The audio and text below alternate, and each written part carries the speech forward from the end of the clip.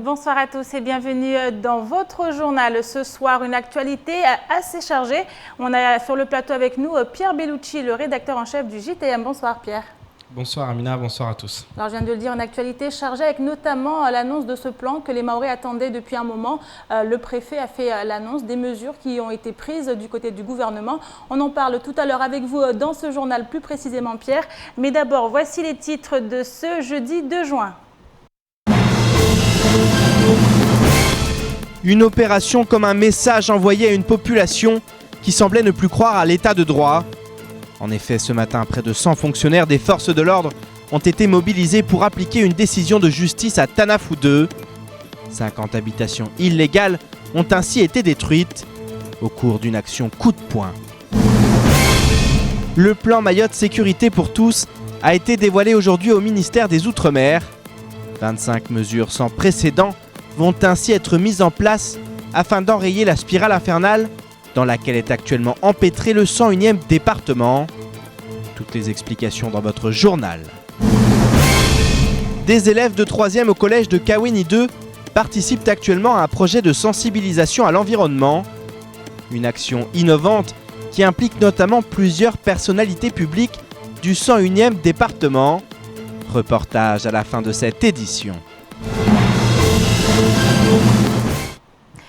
Souvenez-vous, c'était il y a quelques jours, la mairie de Mamoudzou avait ordonné la destruction de plusieurs habitations illégales situées entre Passamainti et Tunzu. Une fois les agents de la mairie arrivés sur place, des jeunes les avaient prises à partie. Après avoir incendié les engins communaux dépêchés sur les lieux, ces derniers sont allés à l'affrontement avec les forces de l'ordre. Mais pour la mairie, pas question de céder. Ce matin, aidée d'une centaine de policiers et de gendarmes, elle a fait appliquer la décision de justice, celle-là même qui a ordonné la destruction de ces habitations illégales. Un sujet signé Abbas Alidi, Pierre Bellucci et Leslie Vimnet. C'est la plus importante opération de ce type jamais menée sur le département.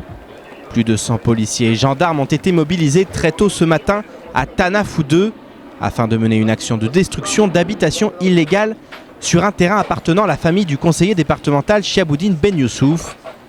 À ce titre, le préfet de Mayotte, Frédéric Vaux, avait fait le déplacement. Il nous en dit plus sur cette opération. Le but est double. Il est d'abord d'appliquer une décision de justice qui a été prise à la fin du mois d'octobre dernier par le tribunal de grande instance de Mamoudzou et qui ordonne l'évacuation du terrain. C'est pourquoi nous travaillons actuellement avec un huissier de justice. L'autre but, c'est de concourir à la sécurité publique dans un secteur qui a été difficile ces derniers temps. On est avec l'huissier de justice. Le discours est clair. Au-delà de l'application d'une décision de justice, la préfecture souhaitait communiquer à travers une démonstration de force. Une opération qui réjouit le premier adjoint à la mairie de Mamoudzou, Bakar Ali Boto. Mais cette opération, ça rentre dans le cadre de la politique décidée par le préfet, donc le gouvernement, et par les maires et les élus dans leur ensemble. Parce que nous avons dit que désormais, il faudrait que la loi règne sur ce territoire. Nous sommes dans un état de droit. L'état de droit doit se manifester. Donc c'est ce que nous sommes en train de faire parce que tous les bangas que nous voyons, toutes les personnes qui sont ici, sont de façon illégale.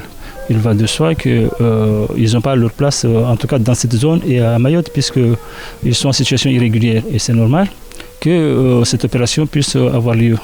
Et je tiens aussi à remercier le préfet et donc l'État d'avoir mis les moyens, parce que comme vous le constatez, c'est l'une des rares fois, pour ne pas dire la première fois, que nous avons autant de moyens mis en place pour une opération de cette nature. Donc je peux dire aussi aujourd'hui que franchement le gouvernement a changé de politique et de façon positive et que ça permettra aux Mahorais d'être rassurés. Au total, près d'une cinquantaine de bangas ont été détruits. Dans la matinée, probablement en représailles, des jeunes cagoulés ont pénétré l'enceinte du lotissement Sim à Koualé avant d'agresser violemment le gardien et d'incendier 2 véhicules. Dans cette zone, des caillassages ont également eu lieu, tandis que le neveu de Chiaboudine Ben Youssouf a été agressé à coups de tchombo. Ces débordements prévisibles se sont produits dans un climat général tendu, où l'apaisement est souhaité de tous. Moi, Je pense que dans ce contexte-là, il faut exprimer à la fois de la sérénité et également appeler nos concitoyens, la population, à la concorde, parce qu'on ne peut pas vivre durablement dans cet état de tension qui pose des difficultés à la société et qui plus généralement peut être un souci sur les aspects développement. Cette opération spectaculaire à Passamenti aura permis de montrer que Mayotte est un territoire de la République où le droit se doit de régner. En effet, après des années où le désordre s'est imposé en maître, l'heure du changement semble avoir sonné. Il y a quelqu'un? C'est la police? Et nous a rejoint entre-temps sur le plateau Waladi Mohamed, qui est secrétaire général du collectif sur la régularisation foncière et la fiscalité dérogatoire. Bonsoir. Bonsoir. Alors avec vous, vous êtes ce soir sur le plateau pour nous parler d'un événement que vous organisez, en tout cas une rencontre où vous appelez de nombreux Mahorais à venir se joindre à vous pour mener une réflexion sur la fiscalité, sur la régularisation foncière. C'est quoi exactement l'objectif? L'objectif de tout ça, c'est de faire en sorte que les Mahorais ne payent pas d'impôts, parce que, comme on voit, Mayotte... d'après les études qui ont été faites par l'INSEE, 90% ou presque 84% de la population vit en dessous de la seuil de la pauvreté. Et aussi parce que le cadastre à Mayotte n'est pas fiable, c'est-à-dire que les gens n'ont pas de titre, parce que l'État n'a pas fait son travail. Et cela fait que les Mahorais, certains payent et la plupart ne payent pas. Et normalement, c'est illégal déjà de faire payer certains et certains pas.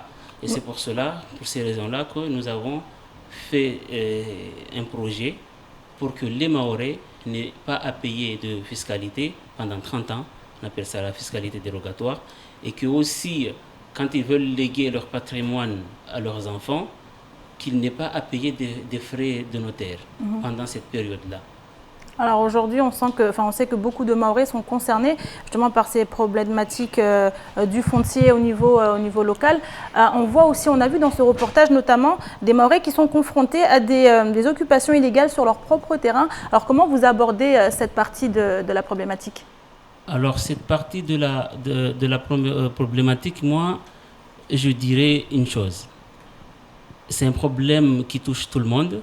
Les Mahorais sont des musulmans, mais les Comoriens aussi sont des musulmans. Et je ne trouve pas ça normal que quelqu'un vienne s'accaparer de ce qui ne lui appartient pas. Déjà, nous, en tant que musulmans, c'est interdit de prendre quelque chose qui ne lui appartient pas. Et même en tant que citoyen français, ça aussi c'est interdit. Il y a des lois qui protègent des propriétaires d'avoir leur dû. Donc aujourd'hui, si un propriétaire se bat au niveau de la justice pour avoir son dû, c'est tout à fait normal. Et justement, à ce titre, dans le reportage, le terrain dont il était question, c'est un terrain qui appartient à la famille de Chiaboudine Ben Youssouf, donc qui est l'un des initiateurs de ce collectif. Alors comment ça a été accueilli, cette opération au sein du collectif? Alors c'est une opération qui peut concerner toute personne. Aujourd'hui, ça tombe sur Chiab, mais il y a plein de Mahorais qui ont saisi la justice pour les mêmes motifs. Et donc, c'est normal. Il n'y a pas que Chiaboudine dans cette affaire, mais il y a aussi sa famille qui est dans cette affaire.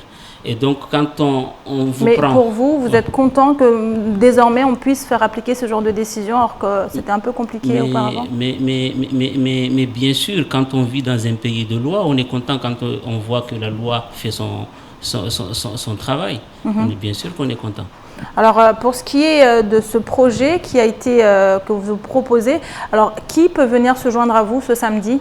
Alors ça concerne tous les Mahorais, parce que ce n'est pas un projet que nous avons fait pour certains et laisser certains. C'est tout.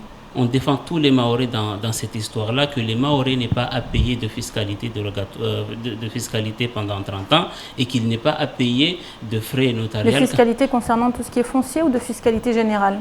Non, concernant tout ce qui est foncier. Concernant tout ce qui est foncier, parce que ce sont les parcelles qui n'ont pas été régularisées. Et donc, pour cela, nous demandons que, en attendant qu'ils soient régularisés, nous n'ayons pas à payer.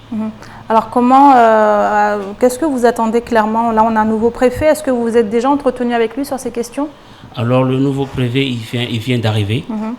Et il arrive et déjà on voit tous les chamboulements, tous les... Vous avez espoir que ça se fera?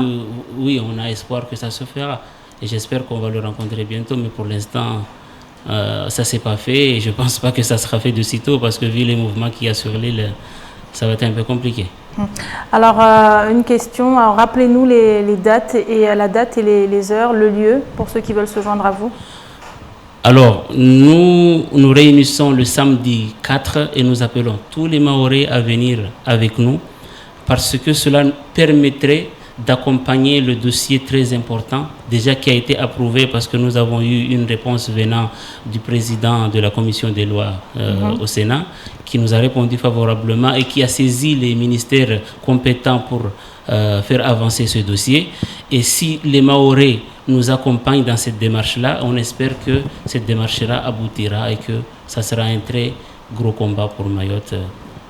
Ça sera une réussite en tout cas pour tout le monde. Merci beaucoup Aladi Mohamed. Je rappelle, vous êtes le secrétaire général du collectif sur la régularisation foncière et sur la fiscalité dérogatoire. Merci à vous et bonsoir. Et au-delà de cette impressionnante opération, aujourd'hui, tous les regards étaient tournés vers Paris où le plan sécurité devait être annoncé. Un plan des plus attendus et qui, comme nous l'annoncions hier, a tenu toutes ses promesses. Intitulé « Sécurité pour tous », ce plan global de sécurité, de prévention de la délinquance et de lutte contre l'immigration clandestine comprend 25 mesures sans précédent. Toutes les explications dans ce sujet signé Pierre Bellucci et Leslie Vimnet. Il était attendu depuis plus d'un mois maintenant. Le plan global de sécurité, de prévention de la délinquance et de lutte contre l'immigration clandestine a été annoncé en début d'après-midi, heure locale. Le ministre de l'Intérieur Bernard Cazeneuve, accompagné de la ministre des Outre-mer Georges-Paul Langevin, ont ainsi présenté les mesures à venir. Et au vu des annonces, le président de l'Association des maires se réjouit. Nous avons été, je pense, entendus. Les Mahorais ont été entendus. Mais il ne faut pas justement baisser la garde, mais il faut qu'on soit aussi très vigilant pour que justement les 25 mesures qui ont été annoncées, qui est qu'un début, soient réellement mises en place. Et moi je pense que j'appellerai encore une fois au calme et laisser les élus et les partenaires, notamment l'État et les autres, la justice, faire leur travail pour que justement le calme règne définitivement dans notre territoire. Le plan propose 25 mesures réparties au sein de 3 grands axes. Le premier concerne le renforcement des effectifs et des moyens des forces de l'ordre, avec notamment l'arrivée prochaine de 102 policiers et 42 gendarmes, auxquels s'ajoutent les 30 gendarmes du GEPIOM, déjà annoncés ultérieurement. Ce rapport qui a été rendu public aujourd'hui de lutte contre l'insécurité et l'immigration clandestine était annoncé depuis un certain temps par le Premier ministre, mais dans le contexte que traverse le département de Mayotte aujourd'hui, évidemment, c'est une réponse attendue par la population. C'est une réponse ambitieuse, voilà, qui essaie de mobiliser tous les leviers possibles pour endiguer à la fois le phénomène de l'immigration clandestine, apporter des réponses à l'insécurité et traiter de la prévention de la délinquance. En effet, le second axe se concentre sur la réforme de la gouvernance des forces de sécurité et l'élargissement des actions de lutte contre l'insécurité. Enfin, le dernier grand point concerne la mise en place de nouveaux partenariats pour prévenir la délinquance. Même si pour le député Ibrahim Aboubakar, le plus dur reste à faire. Faire en sorte que l'État mobilise ce qui doit être pour que l'État de droit soit respecté dans le territoire. Il va falloir pour cela la coordination, la coopération évidemment de l'État, mais également des collectivités locales, de toute la société civile, avec, je lance à nouveau cet appel, un comportement citoyen de la population sur tous ces phénomènes liés notamment à l'immigration clandestine.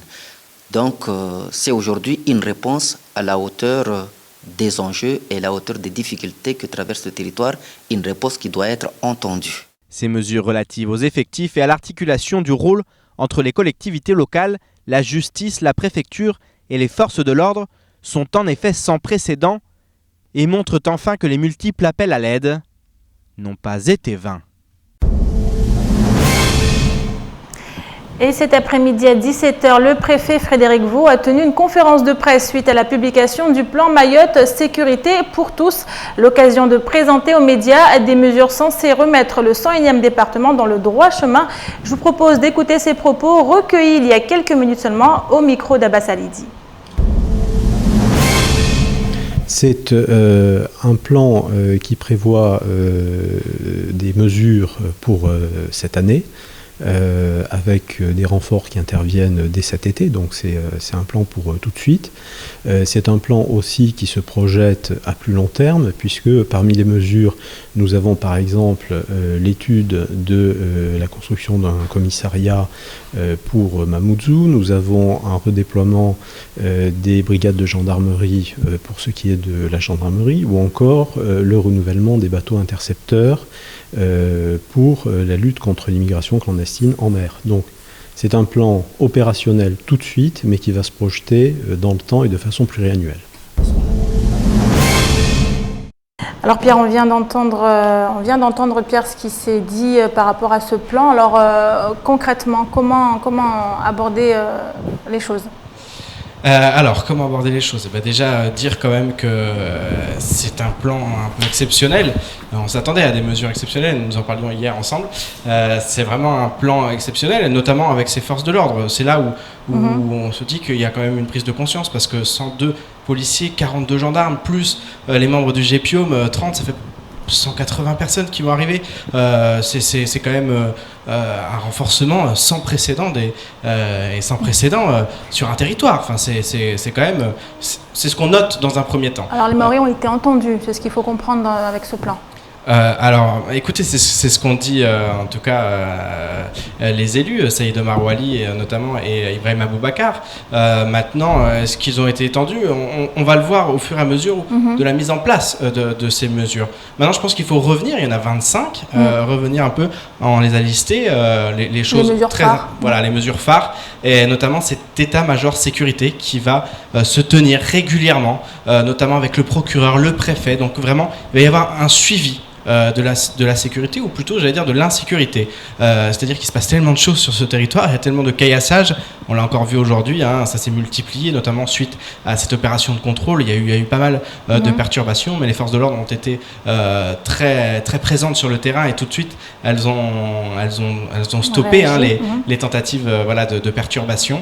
Donc ça c'est important, cet état-major qui va être mis en place, et ces réunions très fréquentes sur la sécurité et sur ce qu'il va falloir faire pour justement enrayer la délinquance. Donc ça c'est vraiment l'un des points importants qu'on retient. Ensuite, accompagner, alors ça c'est dans la lutte contre l'immigration clandestine, accompagner la loi du 7 mars 2016, on le sait, notamment sur le séjour des étrangers et sur relative aux droits des étrangers sur le territoire. On le sait, à partir le droit commun va se mettre en place au mois de novembre sur ce point avec cette loi, et il va être beaucoup plus difficile de reconduire la frontière, dans le sens où là on pouvait le faire dans les heures qui suivaient. Le préfet disait 17 heures en moyenne, les personnes restaient au cran environ 17 heures. Là, avec ça, il va y avoir des recours beaucoup plus réguliers, et donc ça va être beaucoup plus compliqué, des dossiers un peu plus longs qui vont se constituer.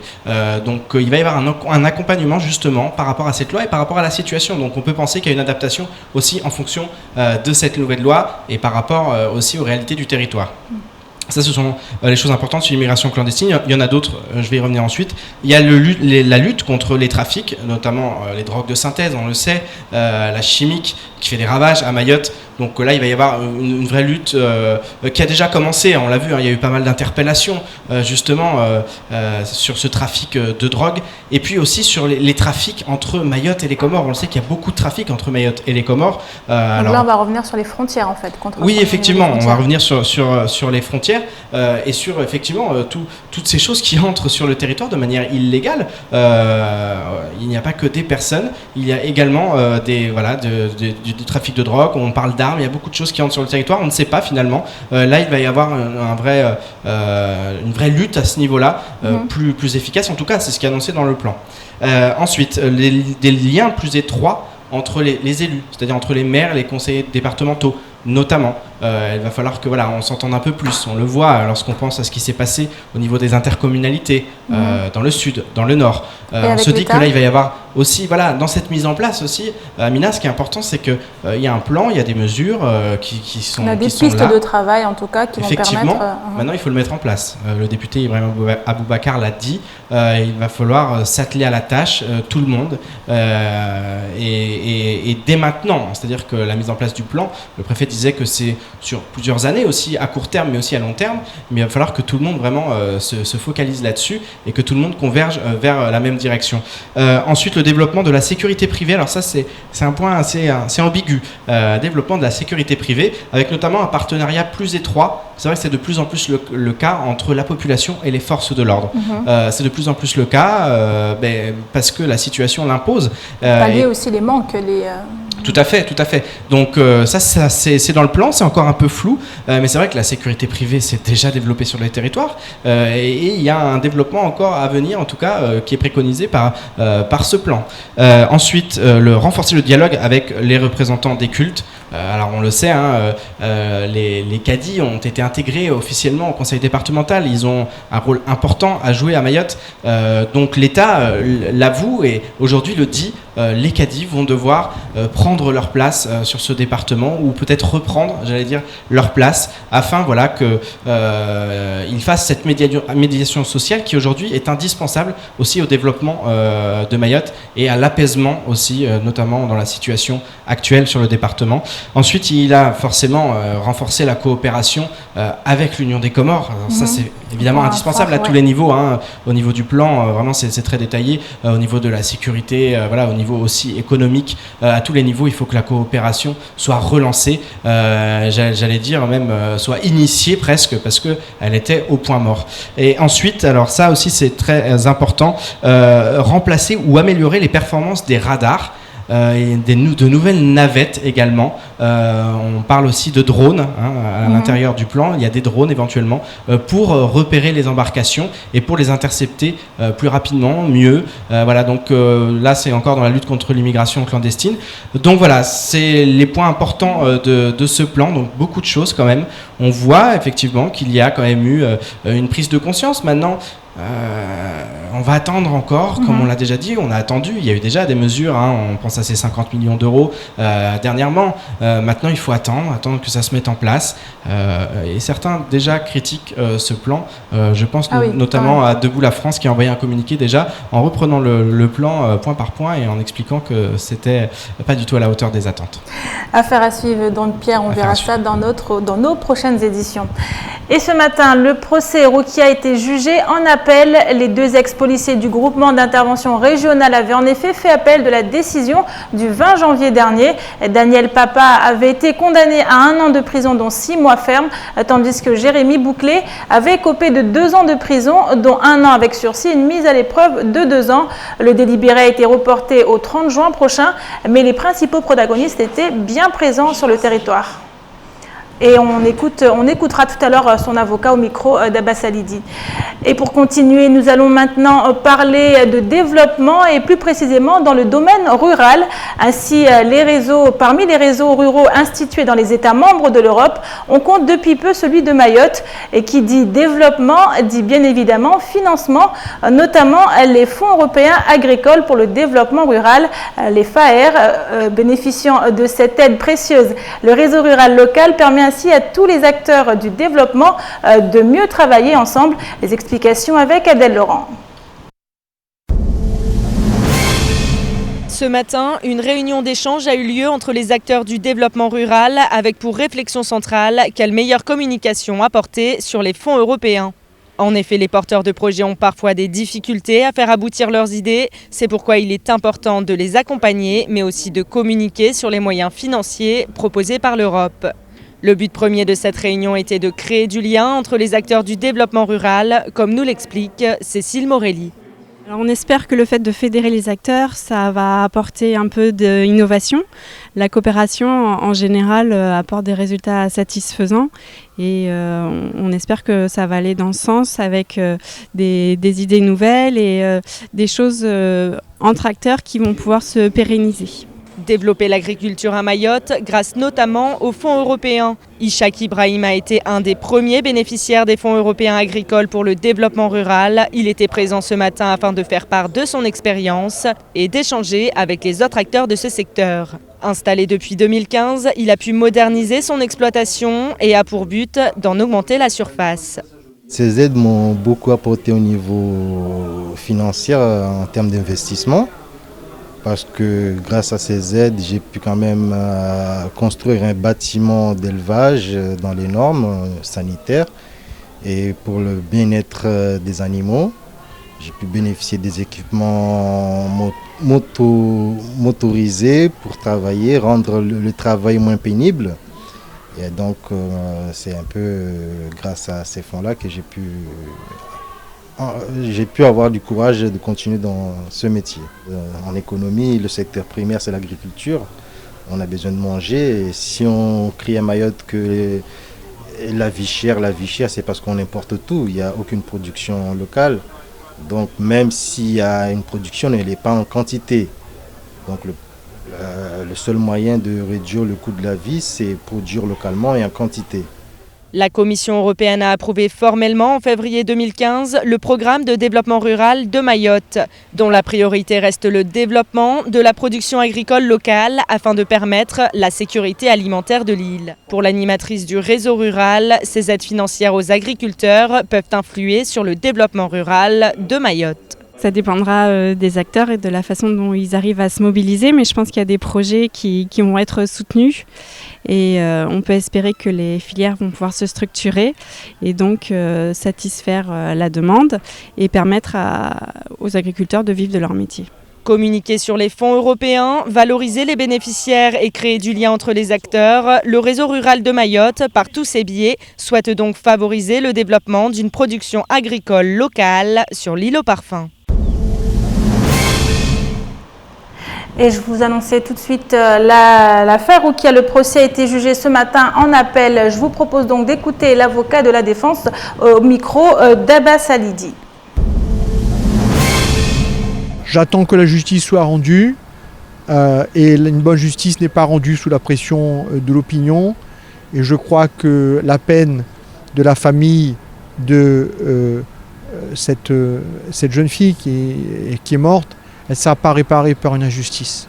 Et je voudrais à aucun prix que cette affaire soit ternie par des condamnations qui sont rendues un peu sous la pression de l'opinion, un peu parce qu'à l'époque, il y avait un juge d'instruction qui s'est mis dans la tête qu'il fallait partir en guerre, si ce n'est contre le monde entier, en tout cas contre le GIR. Et le fin mot de l'histoire, c'est ça. Vous avez deux boucs émissaires, parce que vous savez, je l'ai dit, je ne défends pas des hauts gradés de la gendarmerie ou de la police. Je défends des fonctionnaires qui sont honnêtes, consciencieux, passionnés par leur métier et qui font les frais des règlements de compte dans la haute hiérarchie. Et M. Karki s'était mis dans la tête de s'en prendre à ce service d'enquête parce qu'il n'avait pas eu satisfaction pour un certain nombre de choses. Je crois que c'était pas bien et je crois que ça a pollué définitivement toute cette enquête qui ne tient pas. On disait le délibéré est reporté donc au 30 juin prochain. Et autres sujets qui font l'actualité de ce jeudi 2 juin, l'arrêt prochain des barges en septembre prochain, et ou encore les sapeurs-pompiers qui s'insurgent contre les violences sur le département. Les précisions tout de suite dans l'actualité en bref. La crise des expulsés fait beaucoup réagir à l'extérieur de Mayotte et plus particulièrement aux Comores. Et pour cause, les expulsions touchent en majeure partie des ressortissants comoriens, accentuant encore les tensions communautaires, notamment sur les réseaux sociaux. Dans le même temps, aux Comores, il semblerait également que des individus d'origine étrangère soient devenus persona non grata aux yeux de certains. En effet, d'après plusieurs témoignages, les Comoriens du marché de Moroni ne voudraient plus de commerçants étrangers. Une délégation locale aurait ainsi rencontré le maire de la capitale pour lui notifier qu'aucun étranger ne sera désormais autorisé à exercer dans les deux marchés de la ville. Il est, je cite, inconcevable qu'un étranger exerce ici. Il serait ainsi reproché aux commerçants malgaches et tanzaniens de vendre moins cher et donc d'être beaucoup plus compétitifs. Une problématique bien connue à Mayotte, avec les vendeurs à la sauvette. Si les forces de l'ordre sont souvent mises à rude épreuve sur le département, les sapeurs-pompiers ne sont pas en reste. Les agressions à leur encontre se multiplient et suite à la violence dont a été victime l'un des leurs, l'intersyndicat des sapeurs-pompiers a envoyé le communiqué suivant. Notre collègue le sergent Ali Atoumani a été agressé à coups de couteau le lundi 30 mai dernier sur un lieu d'intervention et il est le 3e sans compter les dégâts matériels répétitifs. Pour cette raison, l'intersyndicat déplore et condamne fermement ces actes criminels mettant la vie de nos collègues en danger. Il dit stop à cette violence gratuite et appelle à une prise de conscience de tous. Aujourd'hui, les sapeurs-pompiers du département ont reçu le soutien national de la Fédération autonome SPP-PATS qui réclame le respect de cette profession d'intérêt général. Le 18 mai dernier, la préfecture envoyait au président du conseil départemental un courrier portant sur la certification du service des transports maritimes. La représentation de l'État rappelait que le processus de certification a débuté par une évaluation initiale réalisée par le Centre de sécurité des navires en avril 2010. Le résultat de cette vérification avait démontré 36 non-conformités, dont 15 majeures. Au regard des non-conformités constatées, il n'a jamais été possible de délivrer des certificats, tant pour les navires que pour la compagnie, pour une durée de validité supérieure à 1 an. La Commission régionale de sécurité a proposé la délivrance d'un document de conformité jusqu'à la fin septembre 2016, sous réserve de la réalisation d'un audit de surveillance qui devra conclure à la mise en œuvre effective du plan d'action proposé par le STM avant la fin juillet 2016. En clair, en 5 ans, les mises aux normes indispensables n'ont jamais été réalisées et pour des raisons de sécurité, l'arrêt complet des navires serait désormais prévu fin septembre 2016. Et enfin, on ne cesse de le répéter, l'île au parfum mène actuellement une lutte acharnée contre de nombreux problèmes. Parmi ceux-là, la délinquance ou encore le manque d'attractivité de l'île, mais aussi la pollution de l'île. C'est sur cette troisième problématique que s'est penchée la classe de 3e de Monsieur Mongini. Avec le soutien du comité du tourisme, les élèves ont réalisé un clip de sensibilisation à l'environnement, un clip dans lequel ils ont fait intervenir des personnalités publiques. Les précisions dans ce reportage d'Adèle Laurent. Malgré leur jeune âge, les élèves de la classe de 3e 1 du collège de Kaweni 2 sont volontaires et ont proposé un projet innovant. Ils ont réalisé un clip vidéo de 3 minutes afin de sensibiliser la population sur l'importance de préserver l'île au parfum. L'originalité de ce projet, montrer des personnalités publiques effectuant un geste éco-citoyen, le ramassage de déchets. Tout est parti d'une question que leur a posée leur professeur, quels sont les besoins de Mayotte ? En technologie, on incite les élèves à se poser des questions, comme de quoi est constitué le monde qui m'entoure, quelle y est ma place, et qu'est-ce que je peux faire pour améliorer le monde qui m'entoure avec quel outil. Donc les élèves sont concentrés sur Mayotte, et après avoir remarqué que Mayotte a tous les atouts pour être très attractif, ils se sont demandé que pourquoi elle ne l'est pas. Donc une enquête a été menée, et le résultat de cette enquête, c'est que il y a des problèmes au niveau des infrastructures touristiques, des problèmes de violence et d'insécurité, mais aussi des problèmes au niveau de l'insalubrité et puis tout ce qui concerne le jet de déchets, de la pollution. Si la jeunesse actuellement se met au travail pour sensibiliser les adultes, eh ben, vous savez, peut-être que la voix des jeunes aura un impact sur le cœur des plus grands en fait. Passé par la jeunesse pour sensibiliser les plus âgés, ce clip est séparé en 3 parties. Ils ont ainsi montré les beautés de l'île, puis la pollution qu'elle subit et enfin l'intervention des leaders d'opinion. Marie-Amélie nous en dit plus sur la mise en place de ce projet. C'est parti un petit peu d'une réflexion commune. On s'est tous rendu compte que l'île avait vraiment beaucoup d'atouts, qu'elle était vraiment très belle cette île, mais qu'elle était gâchée par tous ces déchets, cette pollution. Et on a tous un petit peu parlé ensemble, on s'est dit que ce serait une bonne idée d'essayer de remédier à ça en fait. Daniel Zaïdani, Génial Atoumani, Nathalie Costantini ou encore Laurent Beaumont, tous se sont prêtés au jeu en effectuant un geste écologique symbolique à la mangrove de Passamenti. Maëva et Saïd nous expliquent pourquoi avoir fait appel à eux. Disons que comme ce sont des personnalités très importantes, ils vont ouvrir la voie aux jeunes et peut-être les sensibiliser toutes. Comme c'est une personnalité importante, on les voit en train de ramasser, donc forcément ils seraient plus touchés par ça. Aussi, on voit des personnes que l'on connaît réaliser les bons gestes, peut-être que ça nous poussera nous aussi à les réaliser aussi. Et c'est une manière de toucher encore plus le public mahorais parce que ce sont des personnalités qu'ils voient tous les jours à la télé ou qu'ils entendent à la radio et ça, ils peuvent s'identifier à eux. La vidéo a pour fond sonore une chanson mahoraise. Les paroles parlent de la préservation de l'île et de l'importance d'être soudés. Une chorégraphie de Mbiwi a également été créée pour l'occasion. La musique, elle parlait de Mayotte. Donc on a choisi cette musique pour la danse et comme ça, pour sensibiliser les Mahorais. Sensibiliser les citoyens et pour Bilal, le fait d'avoir un environnement propre contribue aussi au développement économique de Mayotte. On va dire que les jeunes ici, c'est l'avenir, car on va grandir et ça sera à nous de nous occuper de l'île. C'est totalement important de préserver l'environnement, car c'est avec ça qu'on pourra attirer une plus grande partie de touristes, des plus grands entrepreneurs qui viendront faire des affaires à Mayotte, etc. Un clip vidéo pour faire prendre conscience et pousser à l'action. Ce projet pédagogique innovant sera terminé à la fin du mois et a pour vocation d'être diffusé sur les réseaux sociaux, les médias et peut-être même dans les salles de cinéma. Une très belle initiative donc, et c'est ici que s'achève cette édition. Merci à vous de l'avoir suivi.